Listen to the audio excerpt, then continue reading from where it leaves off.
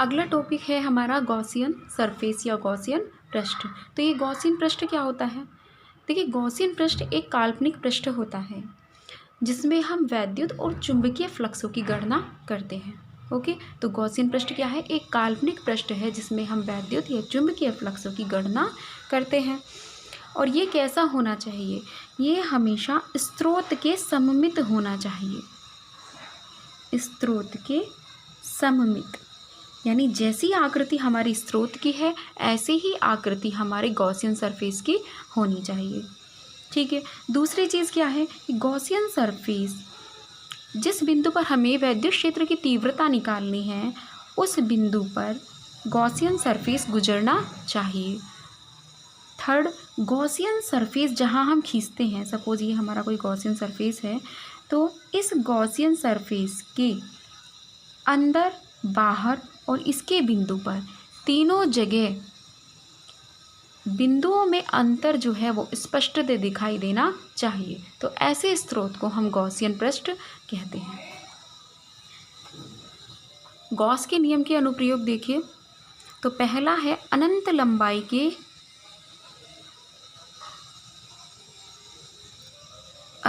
लंबाई के एक समान आवेशित चालक तार के कारण वैद्युत क्षेत्र, डायग्राम बना लेंगे। अनंत लंबाई का एक समान आवेशित चालक है और उस चालक तार के कारण हमें वैद्युत क्षेत्र निकालना है।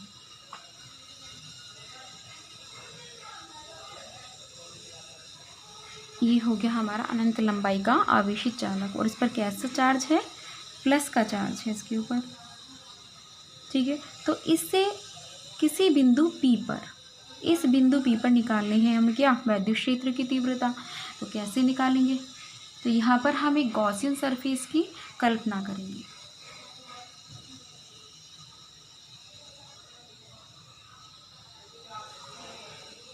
इससे गुजरने वाला हमने कोई सरफेस खींच लिया। सपोज ये स्मॉल r दूरी पर स्थित है इस बिंदु P से, और इतनी ही दूरी पर स्थित ये हमारा कोई बनेगा सिलेंडर।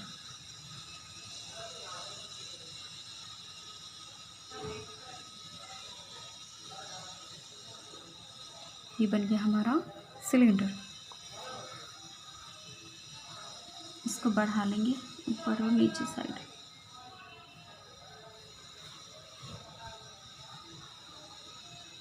अब इधर देखिए, इस बिंदु P पर कोई हमारा क्षेत्रफल अवयव है और उसका नाम है dA।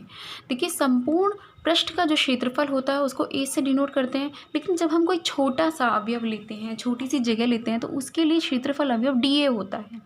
और जो क्षेत्रफल सदिश होता है d वेक्टर A, वो हमेशा dA के परपेंडिकुलर होता है, यानी कि इस डायरेक्शन में होगा d वेक्टर A। क्योंकि ये कैसा है? ये इस डायरेक्शन में है dA प्लेन, तो इस पर जो परपेंडिकुलर क्षेत्रफल अवयव होगा वो इस डायरेक्शन में हो जाएगा d वेक्टर A। और दूसरी चीज़, यहाँ प्लस आवेश है, तो इस बिंदु पर वैद्युत क्षेत्र की तीव्रता किस दिशा में होगी? इसी दिशा में होगी, है ना, प्लस से बाहर की तरफ निकलती हुई। तो ये हो गया हमारा वेक्टर E। अब इसके वृत्तीय पृष्ठों पर देखिए, ये हमारे पास सपोज कोई S1 सरफेस है, तो यहाँ पे क्या हो गया? क्षेत्रफल अवयव, इसका क्षेत्रफल अवयव हमने ले लिया dA, और इसके कारण इसके परपेंडिकुलर क्या होगा? ऊपर की साइड हो जाएगा d वेक्टर A। वैद्युत क्षेत्र की तीव्रता प्लस से बाहर निकलती हुई, देन ये हो जाएगा इसका वेक्टर E। यानी इसमें वेक्टर E और d वेक्टर A में परपेंडिकुलर संबंध है, लंबवत संबंध है, और यहाँ पैरेलल संबंध है। अब इधर देखिए, ये कोई सरफेस है S2 और इसका कोई क्षेत्रफल अवयव dA है, और क्षेत्रफल सदिश इसके लंबवत d वेक्टर A हो जाएगा। और यहाँ वैद्युत क्षेत्र प्लस से वेक्टर E। ओके,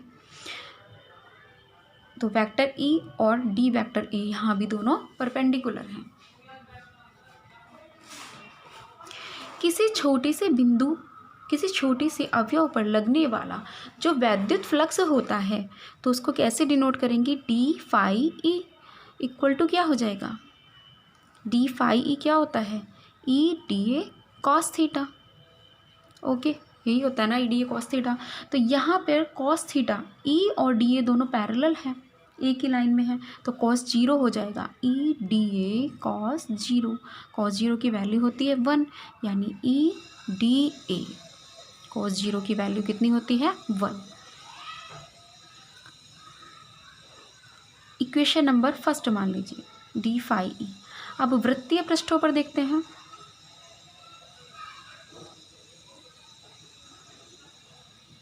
इसके लिए D phi E equals to होगा E D A cos theta, लेकिन यहाँ कॉस थीटा कितना हो जाएगा, 90 डिग्री।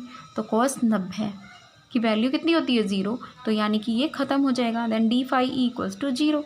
ओके, तो दूसरे वृत्तीय पृष्ठ पर भी अगर हम निकालेंगे तो उसमें भी फ्लक्स कैसा आएगा, डी फाई ई 0 आ जाएगा।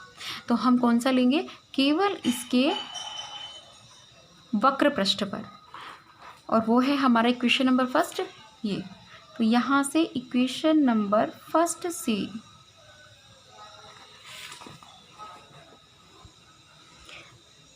फाई ई इक्वल्स टू होगा integration E dot D A. अब ये क्या है, हमारा कोई सिलेंडर है, तो बेलन का जो वृत्तीय पृष्ठ पर, सॉरी वक्र पृष्ठ का क्षेत्रफल होता है, वक्र पृष्ठ क्षेत्रफल वो होता है 2 पाई आर इंटू एच। और यहाँ जो बेलन की लंबाई है वो हमने कितनी ले ली है, एल ले ली है। ठीक है, तो यहाँ पर हो जाएगा 2 पाई आर इंटू एल। अब देखिए ई बाहर ले लेंगे, इंटीग्रेशन डी ए, इसकी वैल्यू हो जाएगी 2 पाई आर एल।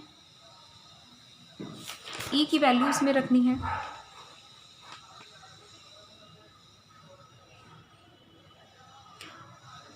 ई यहाँ पर क्या निकालना है, हमें वैद्युत क्षेत्र ही निकालना है। देन ई इक्वल्स टू हम यहाँ पर ले जाएंगे और फाई ई अपॉन में चला जाएगा ये integration 2 pi R into L. Integration d A जब करेंगे तो यहाँ पे ए आ जाएगा, सॉरी, तो यहाँ पे इंटीग्रेशन नहीं आएगा क्योंकि integration d A equals to क्या होता है, ए, और ए बेलन का पृष्ठीय क्षेत्रफल हो जाएगा 2 पाई आर एल। तो यहाँ पर इंटीग्रेशन नहीं आएगा।